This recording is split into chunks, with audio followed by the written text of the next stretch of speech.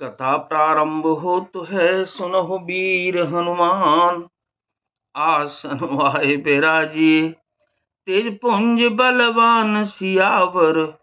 रामचंद्र जी की जय, पवन सुत हनुमान जी की जय। नारद जी के वचनों का स्मरण करके सीता जी के मन में पवित्र प्रीति उत्पन्न हुई। वे चकित होकर सब और इस तरह देख रही हैं मानो डरी हुई मृग छोनी इधर उधर देख रही हो। कंकन किंकिन नूपुर धुन सुन, कहत लखन सन राम हृदय गुण। मानहु मदन दुंदुबी दीनी, मनसा विश्व विजय कह कीनी।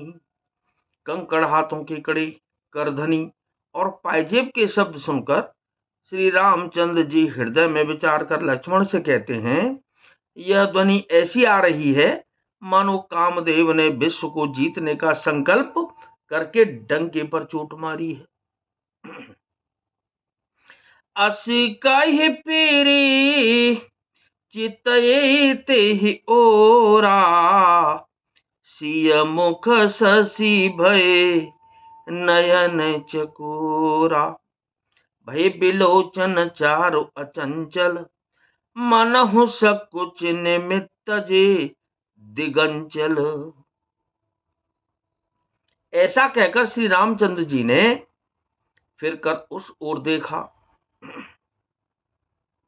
श्री सीता जी के मुख रूपी चंद्रमा को निहारने के लिए उनके नेत्र चकोर बन गए, सुंदर नेत्र स्थिर हो गए, टकटकी लग गई, मानो निमि जनक जी के पूर्वज ने जिनका सबकी पलकों में निवास माना गया है, लड़की दामाद के मिलन प्रसंग को देखना उचित नहीं, इस भाव से सकुचा कर पलकें छोड़ दी, पलकों में रहना छोड़ दिया, जिससे पलकों का गिरना रुक गया। देखी सियसो बाहा सुख पावा, हृदय सराहत बचनो न आवा। जन बिरंची सब निज निपुनाई, बिरची विश्व कहाँ प्रगटे दिखाई। सीता जी की शोभा देखकर श्री रामचंद्र जी ने बड़ा सुख पाया, हृदय में वे उसकी सराहना करते हैं, किंतु मुख से वचन नहीं निकलते। वह शोभा ऐसी अनुपम है मानो ब्रह्मा जी ने अपनी सारी निपुणता को मूर्ति मानकर संसार को प्रकट करके दिखा दिया हो। मंगल भवन अमंगल हारी, उमा सहित जेह जपत पुरारी। सुंदरता कहूं सुंदर करई, छविग्रह दीप शिखा जनु बरई। सब उपमा कबि रहे जुठारी, केहि पट तरों विदेह कुमारी। वह सीता जी की शोभा सुंदरता को भी सुंदर करने वाली है।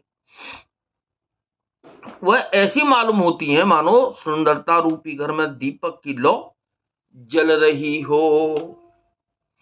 अब तक सुंदरता रूपी भवन में अंधेरा था, वह भवन मानो सीता जी की सुंदरता रूपी दीप शिखा को पाकर जगमगा उठा है, पहले से भी अधिक सुंदर हो गया है। सारी उपमाओं को तो कवियों ने झूठा कर रखा है, मैं जनक नंदिनी श्री सीता जी की किससे उपमा दूं। सिय शोभा ही बरन प्रभु, आपनी दशा विचार। बोले सुचि मन अनुज सन, बचन समय अनुहार सियावर। रामचंद्र जी की जय।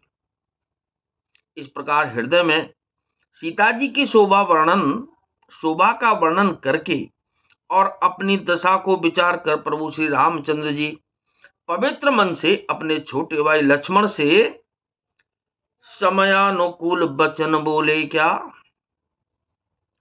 तात जनक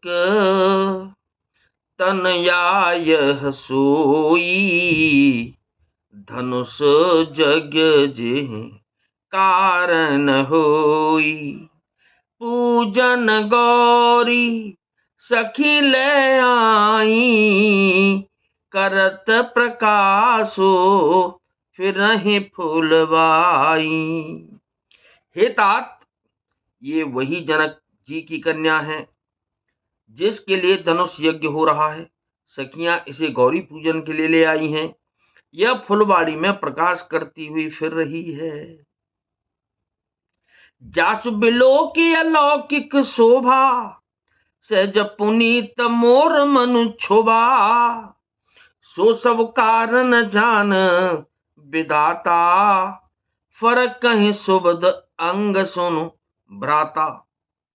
जिसकी अलौकिक सुंदरता देखकर स्वभाव से ही पवित्र मेरा मन क्षुब्ध हो गया है।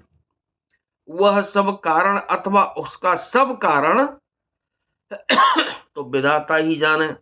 किंतु हे मेरे भाई सुनो, मेरे मंगलदायक दाहिने अंग फड़क रहे हैं।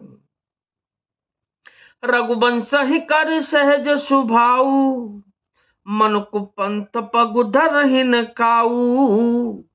मोहि अतिशय प्रतीत मन केरी, जेह सपने ऊपर नारी नहेरी।